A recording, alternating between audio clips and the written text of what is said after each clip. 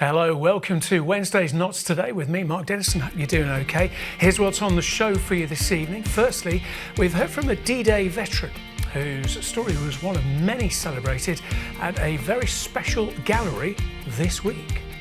The exhibits are great, and I was surprised when I came into the building. This is why I'm quite prepared to talk about it, and it's many years ago, but it's very vivid still in the mind. Also, we're hearing how a new investigation has laid bare the soaring cost of children's social care at Nottingham City Council. In just a few minutes, we'll be hearing how the council is paying as much as £18,000 every week for the care of a single child. More of that coming up, plus we've got more on Ben Bradley's decision to step down as leader of the county council. The former Mansfield MP announced the move today. We'll have more details of that for you later in the show. And we'll be chatting with three amazing children recently awarded for their wildlife passion. Siblings Wami, Bethany and Yimi Thongwe have won the Knott's Wildlife Foundation's Wilder Awards. They'll be on the show to talk through why they did it. And in sport, Mansfield Town Manager Nigel Clough will be reflecting on marking 4 years in charge at Field Mill.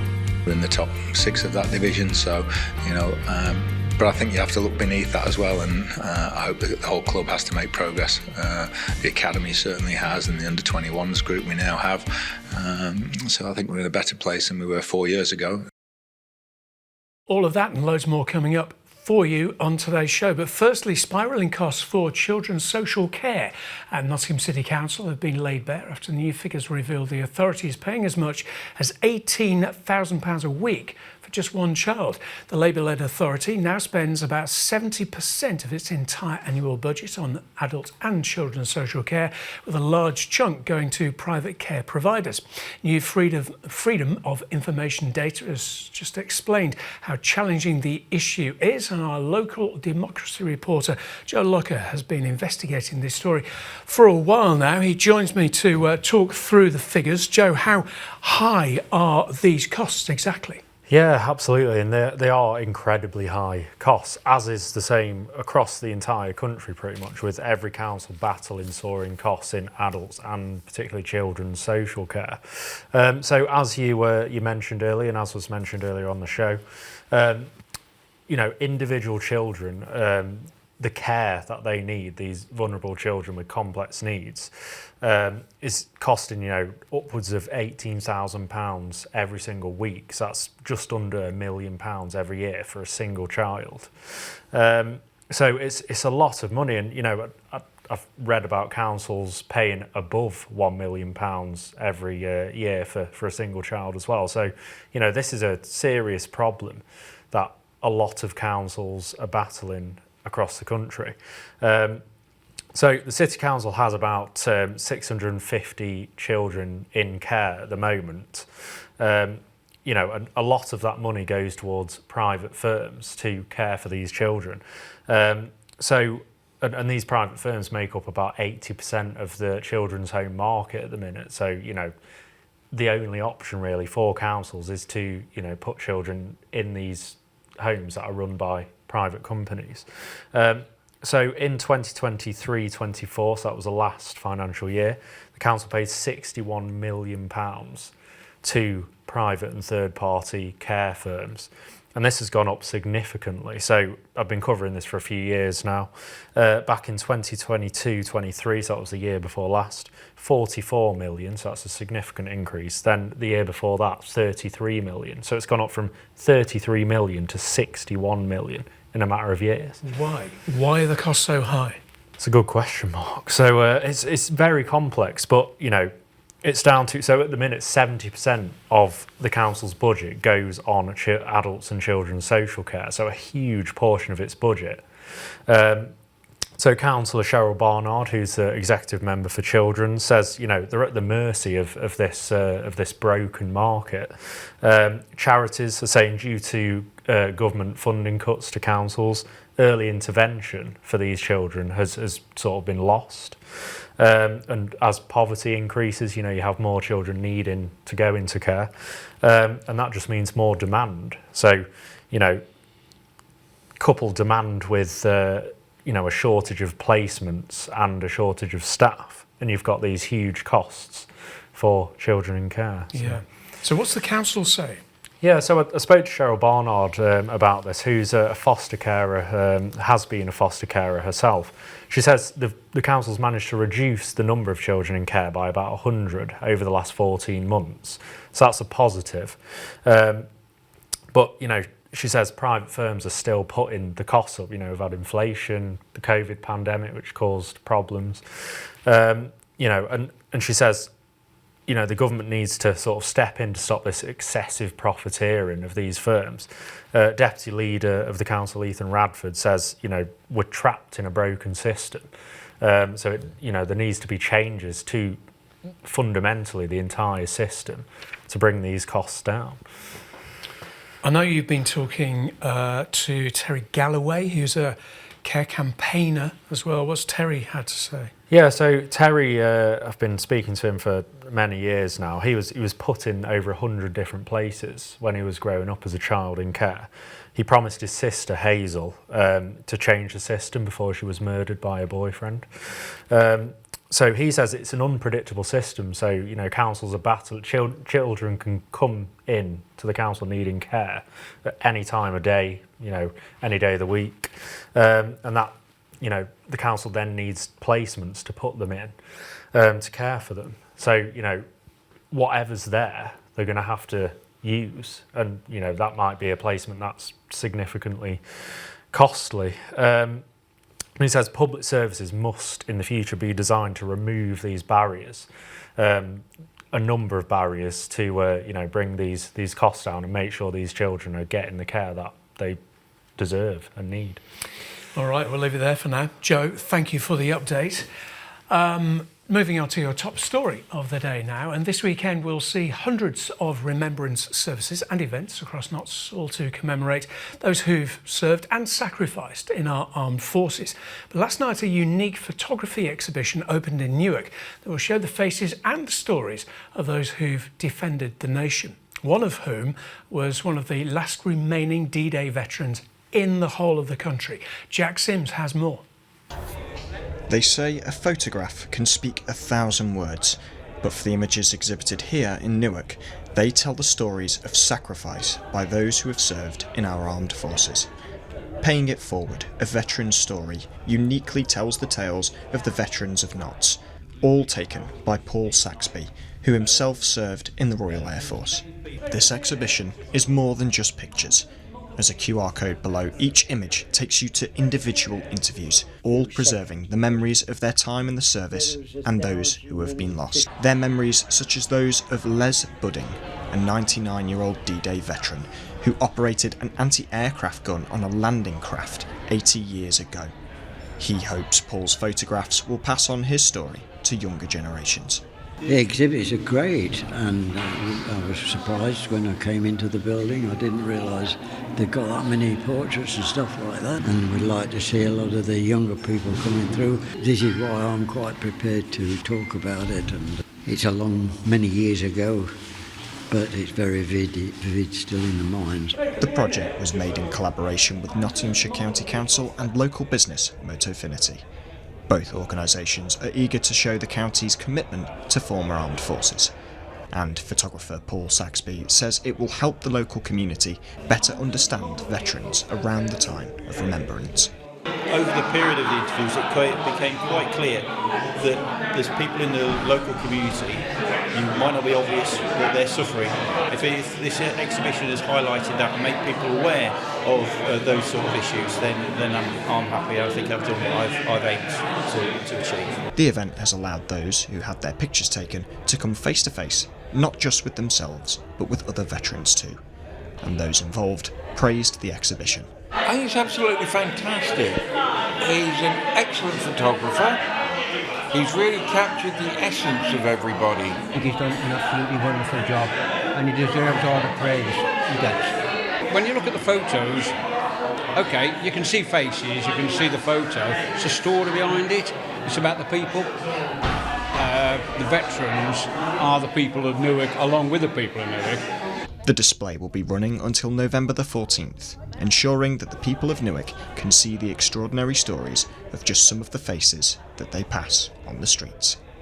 Jack Sims for Notts TV. Here are some more news headlines for you. Firstly, police have launched an appeal after a man was spotted with a machete in Nottingham city centre. Officers were contacted at about 5 p.m. on October the 10th after someone reported seeing a man with the weapon in Market Square. He was part of a larger group seen running up Hertz Yard before the man accidentally dropped the machete while running towards Upper Parliament Street, picking it up again and running off. Police have released this CCTV image, and anyone who knows the individuals concerned can call the police on 101. And a motorcyclist who crashed and injured himself after fleeing police has been jailed. 32-year-old Aidan Galloway was spotted riding a red moped in Aspley Lane in September last year. Drove at speed away from officers launching a police pursuit. His moped then passed through a red light on Western Boulevard before going on to overtake several cars.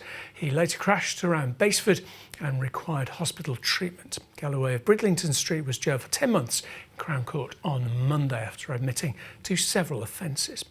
Going to take a short break now, but when we come back after this break, we'll be chatting to some Forest women's walking footballers who's just won a big trophy. Got a full bumper sport roundup as well, featuring Nigel Clough in celebratory mood at Field Mill. All of that and more in just a moment.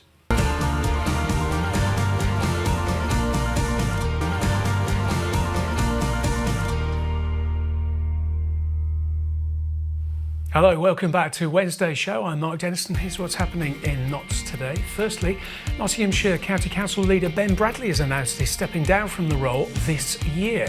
The councillor, who's also formerly Mansfield's MP, will step down in the coming weeks and says part of his reasoning is down to his 2 election defeats this year. He lost out to Labour's Claire Ward in the East Midlands mayoral election in May, before again losing to Labour in the general election when Steve Yem unseated him in Mansfield. He says he didn't want to put his family through any more elections, and his successor will be announced next month.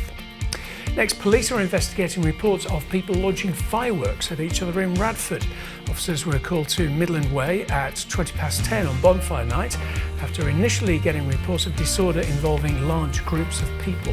Multiple units were then deployed after reports of fireworks being launched at buildings, parked vehicles and people as well. The groups were then dispersed before more disorder occurred in the city centre. Police say that anyone who saw anything or has information could call them on 101. Now, time for some more great guests on the show, and there's even more success for Nottingham Forest. Well, the men's team is sitting third in the Premier League, and the women's team are scoring goals for fun. The 2 women with me in the studio have been adding to the Reds trophy cabinet. Just a few days ago, Nottingham Forest Vets ladies walking football team became the FA National Champions at St George's Park, and here to tell us more, we've got Captain Danielle Pritchard and Mary-Ann Page. Welcome both. Thank you for coming in. Thanks for having your initials on your tops as well. It's very handy. Firstly, how did it feel to win? It's really quite surreal. I don't think it's sunk in just yet, isn't it? We were talking about it on the coach coming home back to the City Ground, and as the feelings were sinking in, and we had to win on penalties in the end, and you actually scored the winning penalty. Oh, so, did you? Yeah. So it's all down to you, Danielle. Well, I wouldn't say that. I think Congratulations. it was a great team effort, wasn't it? It was a big squad, and everyone played their part in both on and off the pitch. Yeah, it was brilliant. Well, congratulations. Thank you. I know you haven't got the trophy just yet for the final. I know you've brought in the shield. That was one of the regional successes that got you there. But also, if I can just pick up one of these hefty medals. So you all got one of these? Yes, we did. For winning the final. Who did you actually play in the final? We played Bolton Arena, who are actually good friends of ours as well. So we've come up against them quite a few times and not been as successful as we were on Sunday. So I think we did it when it mattered. Right. So yeah, we actually represent England with quite a few of the girls in that team as well. Yeah. So it was nice to play against friends, but rivals on the pitch, but friends off. That's good to hear. What about for the pair of you? Danielle, how long have you been playing walking football? So probably about 2.5 years. Right. Found that 11-a-side was just coming to the end with a lot of younger players coming through. It was getting harder and harder to actually compete with them, really, because they've got more energy, they can get around the pitch. So discovered walking football and yeah, carried on from there. This might sound like a silly question, but what are the rules of walking? Is it just like football, but you're not allowed to run? Is that the gist of it? Pretty much. I think it's a lot quicker than you think. So people, when you say to them initially, "Oh, come and play walking football," and they'll say, "Oh no, I'm not ready for that." But it's like 5-a-side, but it's a lot quicker than you think. The ball moves quick, people move quick. You have to think a lot quicker as well, I think, right. Sort of where your next pass is going to be before you've even received the ball. Right. And there's rules like no tackling from behind or on the sides, but a lot of it is down to referees' interpretation as well. So you sometimes have to start a game and see where the ref is at, right. and what you can get away with and what you can't. So what about your story then? How long have you been playing? About 2 years.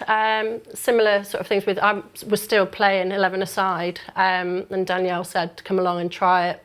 I wasn't quite sure about it and then went down, absolutely loved it. But for me, I actually had a very bad leg break a year ago playing 11-a-side, and so I've not been able to do so much this last year, but walking football has allowed me to get back onto the pitch, which I think I wouldn't be anywhere near a pitch if I didn't have that. Wow, amazing. So you've already mentioned you both actually play for England, and as I understand it, England won the World Cup this year. Yeah. So I mean, you're having a pretty good time of it. How did that feel, Danielle? It was amazing. It was in Chesterfield, because Chesterfield's where walking football was first created and developed. Right. So the World Cup was in Chesterfield, but it was unreal, wasn't it? It was. I think we completely dominated that, actually, because we won every single game. But it was just, it's like dreaming. It's like you're going to wake up. You think you're in a dream, don't you? Yeah. Yeah. I was reading that, I mean, obviously your success is quite a story. Clubs like Real Madrid, they've got their own walking football team now. It feels like it's on the up. Would you agree with that? Absolutely. I think even just in the short time that we've been playing, there's new teams that have been coming through all the time, and it's just great to see. And I think once people have tried it and realised it is very competitive, and there's more tournaments coming through. So yeah, it's a great way of keeping active and still being able to use your football skills. Even if, not on an 11-a-side pitch anymore. Sure. Well, listen, really, really congratulations from all of us here. And we should just mention as well, I know some of your players travel from Milton Keynes, places like that. So, good on them. That is dedication as well. I'm going to put this back. I'm not going to swipe it, promise you. Thank you both for coming in. Appreciate your time. Thank you. Well done once again. Congratulations. Even more sport for you now. And we'll start with Mansfield Town. This week marking 4 years since manager Nigel Clough took over at the One Call Stadium. During his time, Clough has led the Stags to a playoff final at Wembley, which ultimately ended in defeat, of course, but he's also helped them secure that all-important promotion into League One earlier this year. That's the club's first time back in England's third division for more than 20 years. In a new video, the manager reflected on the highs and lows of his time in Mansfield. We're in the next division. We're in the top 6 of that division. So, but I think you have to look beneath that as well. And I hope that the whole club has to make progress. The academy certainly has, and the under-21s group we now have. So I think we're in a better place than we were 4 years ago. And that's ultimately for other people to judge. But that's the measure. You always try and improve the club. I think the nature of the crowds we're getting and the feedback that you get from the supporters and everything, everybody seems to be enjoying it. But I think the first job was staying in the league. Obviously when we came in, then we had the COVID and everything during that. Then getting to Wembley. I was talking to somebody the other day, about it. If we'd have got up when against Port Vale, how do you think we'd have gone or something? Maybe we weren't quite ready, but we certainly seem much better prepared this time around. Staying with the Stags, it's a big game for them in the league this weekend. They're travelling to Hollywood, back to Wrexham. Their newly promoted opponents, who are co-owned of course by Ryan Reynolds and Rob McElhenney, are also in and around the top of the League One table. They've started the season brightly. Speaking ahead of the match, Mansfield forward Will Evans says he's been working hard in training and wants to get in amongst the goals in what will be a tough fixture in North Wales. It's just a non-negotiable. I think, like, you play football, you've got to work hard. Things aren't just going to fall to you and come naturally. You've got to bust the gut, and whether that's working off the pitch, you do it tirelessly, you do it to your max. And I just think it shouldn't even be a point or a question. He works hard. Well, that should be an absolute given. But it's then transitioning away. Everyone says how hard I work and doing all this and that. I want to show the other side to my game as well, that I like getting on the ball. I like scoring goals. I like, being part of goals and helping my teammates as well. So, more of a holistic view to it about the whole picture. As for Nottingham Forest, they've got another home game coming up this weekend. They welcome Newcastle United to the City Ground. The Magpies recently beat Arsenal 1-0 at the weekend. They've started to pick up form as well. But they do face a Forest side sitting in third. Yes, third place in the Premier League table. To mark their amazing start to the season, which includes that win at Anfield and a draw away at Chelsea, we went out to the City and asked fans what their expectations are for the season. Have a look. I think at the moment there's somebody behind them or within them has woken up and said we can play good football. Unbelievable, really. Just hope we can hold on. I'll take 10th now, put it that way. If anyone offered me that, I'll take that now. But anything above that, I've got to grasp it, haven't we? I've got to go for it now. Nothing to be scared of. Beat Liverpool, draw with Chelsea. I think we can do it. I think we can get top 10, push it. Injury is prevailing. We need to keep the squad fit, but hopeful, fingers crossed. I think effort should be more geared towards the middle and the bottom, and to try and keep an ambient place where they're not threatened to relegation. I think it's justified. I think as soon as they signed Elliot Anderson, he runs circles around players, he pushes forward, they're attacking because they've got Anthony Elanga, Hudson-Odoi, you've got both pace from both sides, and the rest of the teams in Premier League do not know what to do, and it's unexpected. Finally in the sport, we're on to the ice, and a reminder about our Nottingham Panthers game showing right here on Notts TV tonight. You can catch all the goals from the side's 3-1 win over the Cardiff Devils this past Saturday right here on Notts TV. A full 2-hour show starting at 9 p.m. That's after this week's episode of Team Talk. And we'll have more info on tonight's Team Talk for you later in this show. Here's your photo of the day. Just look at this lovely shot. An evening picture taken of the River Trent by Mikenda Louise on Instagram. Keep those photos coming. Share them with us on Notts_TV. Weather forecast now. It's been a bit kind of same old, really, isn't it? Temperatures down to 9 degrees overnight. Tomorrow's going to be a cloudy day throughout. Highs of 12 and lows of 8. And guess what? Friday, yep, more cloud. Highs of 10 and lows of 7. We're going to take another short break now. Don't go anywhere. We'll be chatting to 3 inspiring children from Notts who've just been awarded for their wildlife passion. If you're looking to get out tonight, some ideas with our What's On guide as well. Next.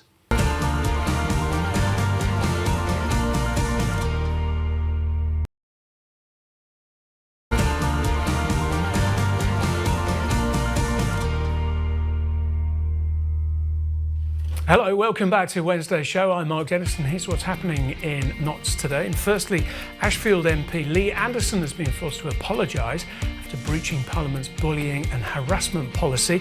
This relates to the Reform UK MP verbally attacking a security guard as he tried to enter the Westminster estate in November last year. The MP initially dismissed the allegation and called the investigation biased, but later admitted to using inappropriate language and cited challenging personal circumstances. The report says the Reform politician has accepted the findings and expressed a desire to apologise for his actions. Next, 2 men have been jailed after they were caught in the middle of a pharmacy burglary in Mansfield. Notts police officers were on Rosemary Street. They 20 to 3 in the morning last Saturday when they heard an alarm going off. On closer inspection, they saw two men in the middle of a raid, and those two men were arrested. 51-year-old Dean Graves of Welbeck Street and 35-year-old Jamie Harris of no fixed address both pleaded guilty to burglary and were jailed for 6 months at Nottingham Magistrates Court on Monday. And regeneration projects for Ollerton and Clipston will continue at pace after their levelling up funding was confirmed. Plans for the towns include a public centre service centre and a library in Ollerton, and improvements to sports facilities in Clipston, plus an upgrade to the visitor centre at the Vicar Water Country Park. Council meeting this week confirmed the funding had been committed for the project. That's after similar regeneration plans in Hucknall were put at risk in the budget last week. Great guests on the way in a moment, but firstly your What's On guide. Let's have a look at what's happening this fine-ish Wednesday evening. Kicking off over at the Playwright Craft Pub is their Smash Night as part of Nottingham Comedy Festival.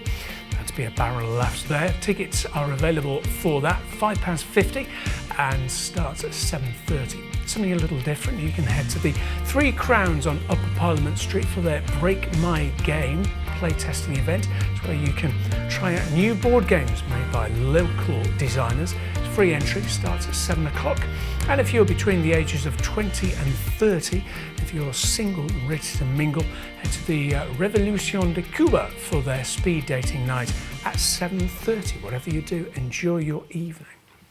Now, three amazing siblings have just been announced winners of the inaugural Wilder Nottinghamshire Awards.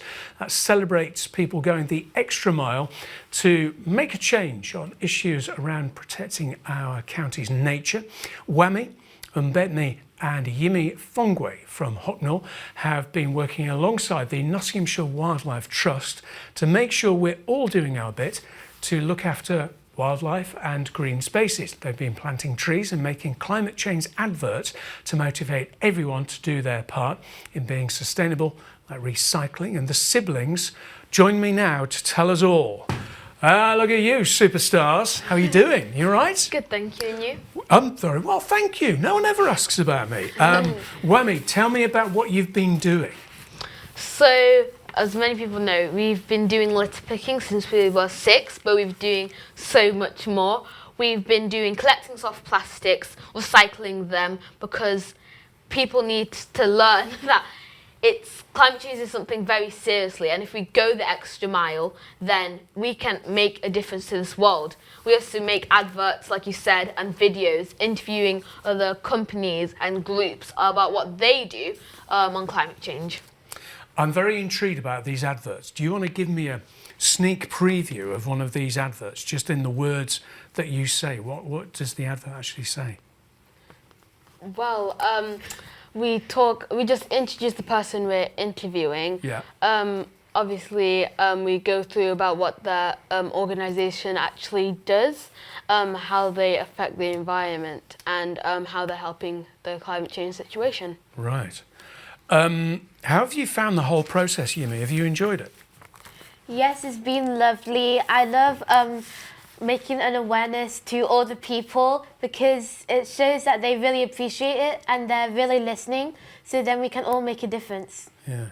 How does it feel to win? Look at you there, you got dicky bows on and everything. Were you really excited to get these awards? Who wasn't me? I was very, very excited. Really, really excited. To the point where you couldn't speak afterwards. Was it that exciting? That's exciting. And what did you get? We can see their certificates. Tell me about that. What was it like? So it was really, really good. We went to Westminster Abbey and the view was lovely, as you can see there. And actually it was fun because not only that we were getting recognised, but there were loads of other young people like us doing amazing things for their country and the world, which was really lovely to see, all of them getting their awards and speaking about what they were doing. Yes, we went there to get an award for a British Citizen Youth Award. Brilliant. Yeah, it just feels really good to be recognised, not only for our litter picking, but our soft plastic collection, our interviews, our videos, our tree planting. Well, look, congratulations. This is obviously a really important subject, and I can tell it's something that you feel strongly about. Why do you feel so passionately about it? Wami? I mean, like, climate change is something real. Global warming is something real. I mean, I've watched videos and I've read books, and I think that making a difference is something that we all need to do. And thinking not about what's happening now, but also about what's going to happen in the future, and making that difference so other people don't have to work as hard or don't have to suffer as much as people do now because of the mistakes that we've made in the past. And what do people say when you are passionate, like your brothers here? What kind of response do you get when you talk to people about what you are campaigning for? They say, wow, that's amazing, you're so young. And yes, you have to be one of the youngest people making a difference. In this world, yeah. What do the rest of us need to do? Because there might be people watching you thinking, they're pretty inspirational, which you are, by the way. What do the rest of us need to do? Can you explain simple things we can do in everyday life? Yeah, I think just the little things really help, like turning the tap off, turning the lights off. Like a little challenge, like after 5 p.m, don't use any source of water, just to give yourself that extra push so everyone can join the fight against climate change. Yeah, so it doesn't have to be massive things, like because you just mentioned there, turning lights off. It's just maybe thinking a little bit. I wonder, because you are slightly younger than me, tiny bit. Slightly. Thanks for laughing. How hopeful are you about the future, Whammy? I'm very hopeful. If we keep on doing what we're doing, inspiring more younger people, everyone in the community, I think that we can really get somewhere and really make a difference. Yeah. What's the future looking like for you guys? What are you hoping to do once you get school out the way and all of that? What are you going to do afterwards? Do you know? Well, probably still making awareness for people who don't think climate change is real, or for people who don't care. Yeah, just keep on doing what we're doing, interviewing the organism, planting the trees, all that stuff. Yeah, raising an awareness. Yeah. How is it being interviewed, by the way, instead of doing the interviewing? How have you enjoyed this? Really fun. I feel like I'm in the person's position now. Interesting. So you see it from both sides. Yeah, it's nice to have a change. Brilliant. Well, listen, it's been a joy meeting you. Congratulations on the award and thank you for coming in. All right. Let's have another look at your top story now, shall we? And this weekend, we'll see dozens of remembrance services and events across Notts, all to commemorate those who served and sacrificed in our armed forces. But last night, a unique photography exhibition opened in Newark. That will show the faces and stories of those who've defended the nation, one of whom was one of the last remaining D-Day veterans in the country, and Jack Sims has more. They say a photograph can speak 1,000 words, but for the images exhibited here in Newark, they tell the stories of sacrifice by those who have served in our armed forces. Paying it forward, a veteran's story uniquely tells the tales of the veterans of Notts, all taken by Paul Saxby, who himself served in the Royal Air Force. This exhibition is more than just pictures, as a QR code below each image takes you to individual interviews, all preserving the memories of their time in the service and those who have been lost. Their memories such as those of Les Budding, a 99-year-old D-Day veteran who operated an anti-aircraft gun on a landing craft 80 years ago. He hopes Paul's photographs will pass on his story to younger generations.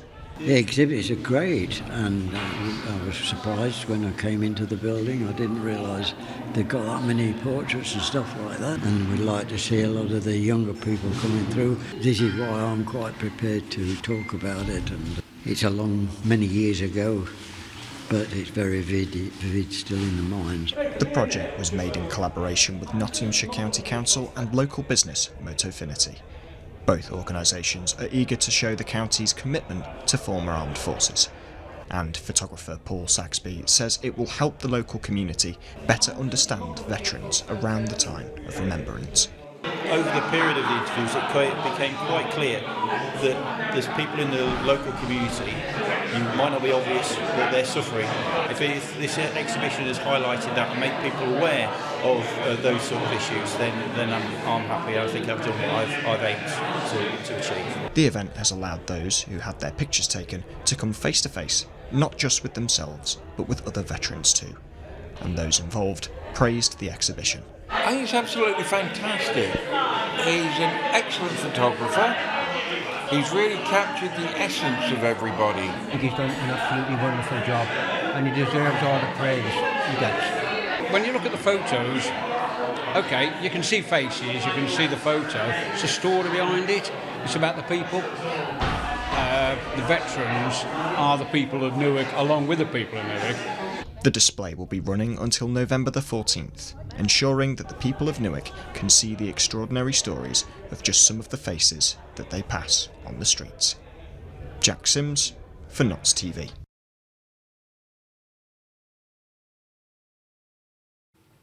Great stuff. One final break of the show now. When we come back, we're going to head to a community event encouraging older people to get together in a warm space to do various activities, including bingo. More on that and plenty more in just a moment.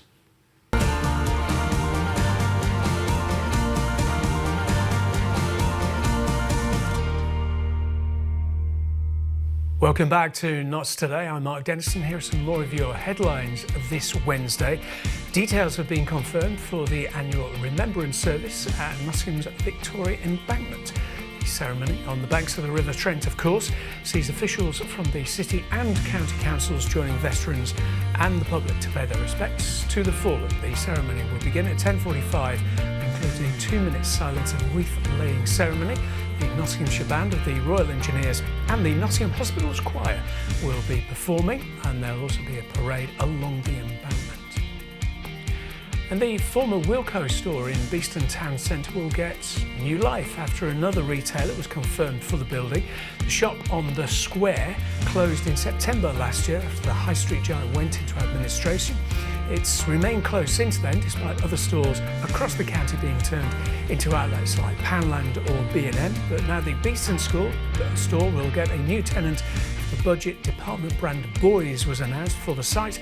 That has 2 stores in places like Arnold, Eastwood and Kirkby. Elsewhere here on the channel, as mentioned earlier on, Nottingham Forest are 3rd in the league and Notts County and Mansfield both 4th in their leagues at the moment as well.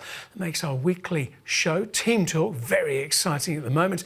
And this week, Mark Shardlow and Charlie McParland are joined by former Forest and Notts defender Kelvin Wilson and Reds fan John Bartlett to talk over the great fortune for all 3 sides. That's on tonight at 8 p.m. Here's a sneak peek.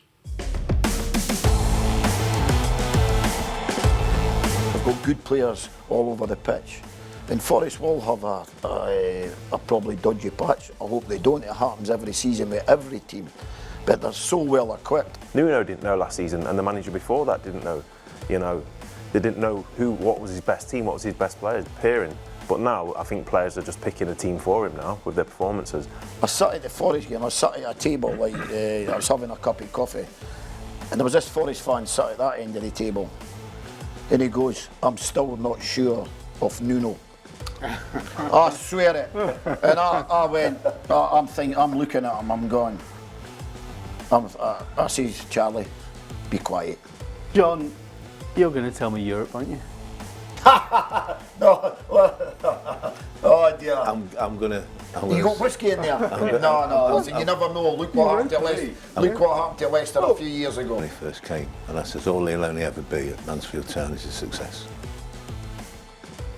That's I remember saying that, and he has been.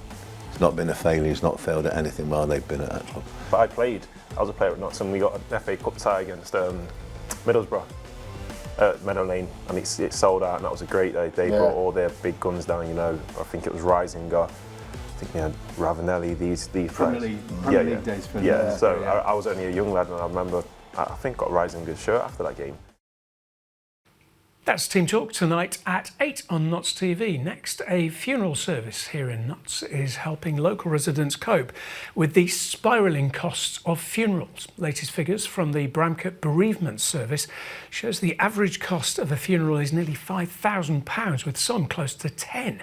So to tackle this, the service, which is jointly run by the Broxtowe and Erewash Borough Councils, has launched a scheme enabling people to start paying for their funerals in advance rather than paying it all in one go. Richard Mott from the Bereavement Service joins me now to talk about the new prepayment scheme and how they're supporting families as well. Good to see you. Hello. Why are funerals so expensive? It's a very good question, and it's really a question I can't answer because the funeral is dealt with by the funeral director, which we're not in control. What we are in control of is the cremation costs, which is a third-party cost to the funeral directors. And the funeral plans that are offered by the funeral directors are great. They're there to help alleviate the burden of the financial stress. They can be paid over periods of time. But they can't give a figure for the cremation. So what we've done, or the two authorities have done, after a long research, is they've made that decision to offer the prepaid cremation deeds, or the plan, so people can lock in that price today, and then when the time does come, it's all paid for, it's taken care of, there's no financial burden to the family that's left behind. Right. Is this something you can pay a little bit, say monthly, annually, whatever, and that fund will grow over time? Is that how it works? So the traditional funeral director plan, there is an option there to pay in instalments. With the cremation deed, currently there isn't, although it is something we're going to look at, but it is a fraction of the overall funeral cost. Right. But it is something that we want to offer. It is something that we're going to look at in the future. Right. Okay. Can I ask you something? If someone doesn't put money into it, could be a scheme like this, or as you mentioned, various funeral directors have similar kind of schemes. If you don't put any money aside for your funeral at all, if there's no money there, what happens? Well, every family has to deal with that in a different way, and everybody's financial position is different. The reality is that is going to happen to some families. And the reality is that talking about the future isn't a bad thing. To plan ahead is a good thing. To speak to your local funeral director, to put something in place is a good thing. It's a good idea. Not just for yourself with the funeral plan, but for your family, those that you're going to leave behind. They're the people that are going to feel the financial burden and the stress at a very difficult time. So by speaking to funeral directors, by getting something in place, whether they pay for it all in one go up front or whether they take it on a payment instalment plan. But it's good to plan ahead.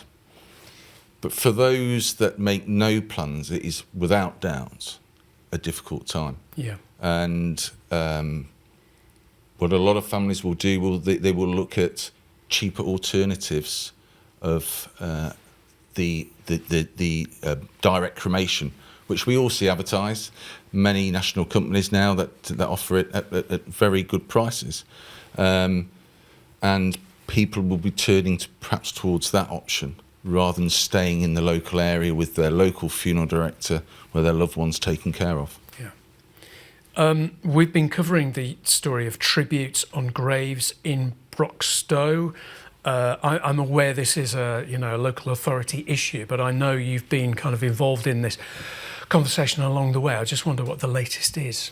So I can't comment too much because there's meetings in place. What I can tell you is I understand that some representatives who are representing the families saw the council leader last night, and some other councillors. I don't know what was discussed. I just know that there was a cabinet meeting happening, and I'm waiting to hear from that. There was a meeting scheduled for next week where there can be a presentation from the families. The leader is affording them that opportunity and suspended any action while this is happening. So he's moving it forward. He's trying to find a solution, and I'm sure it will be reported after the meeting next week. Okay. And just finally, Richard, this is about, as you mentioned, this is about a conversation that sometimes we daren't have in lots of ways, and not just about finances. This is about what people's wishes are, isn't it, when they're no longer here? The most important thing is to carry out the wishes of the deceased. And sometimes that's very difficult for the family that are left behind if the decision by the deceased was, for example, a direct cremation. and they're not going to be able to say goodbye and farewell to their loved ones. So it is a very difficult fine line, and families need to talk about it. Exactly. Good to see you. Thank you for coming in and telling us more. Thank you. A moment ago, I mentioned this week's Team Talk. Another show we are airing on the channel is our new Notts TV debate. This month, Fran returned with a panel of great local leaders to talk about some of the big issues in the headlines. That includes, of course, the US election, which we now know the outcome of. The show was on last Friday, but it's still available on the channel throughout this month and on demand via our official YouTube channel and website. Given President Trump's win, here's a reminder of some of the debate from last week. First of all, I'd say I can't believe that these are the only two people they can find to be President of the United States. But out of the two, the last time he was in, there was no wars for 4 years. He seemed to have sorted that out. How he did it? Did he sort it out? Well, yeah, he was in charge. He's the man. He's in charge. Yeah, he sorted it out. Do you think the other nations feared what he might do? Well, he may do. May feel they may fear that. So let's bring a bit of that in. I would support him. The Democrats very much dispute the narrative that Trump likes to put out there about his time. I don't think the economy grew as he'd promised. I think there was still immigration. There were still jobs being lost in industry. I don't think he did deliver on many of the things he promised, but people quickly forget that, don't they? I think you're right. I cannot believe that these are the only two people in the United States who really should be running for president. This is just terrible. And you talk about no wars when Trump was in the... You know, the gun lobby, he's so misogynist. He incites problems and violence everywhere he goes. I mean, there's not much lower to go, really, is there? An appalling in terms of a personal character. Absolutely. Yeah, the connection to the branding of the person, the integrity. The debate is on demand right now on our website and our official YouTube channel as well. Here's another look at your photo of the day. An evening shot taken by Mikenda Louise on Instagram. That'll be the River Trent. Thank you for sharing that. Keep your photos coming. Weather forecast. It's all been a bit grey and gloomy, isn't it? Temperatures down to 9 degrees overnight. Tomorrow, more cloud, yes. Highs of 12 and lows of 8 tomorrow night, and finally Friday, more of the same really, plenty of cloud around. Highs of 10 in the afternoon and lows of 7 degrees.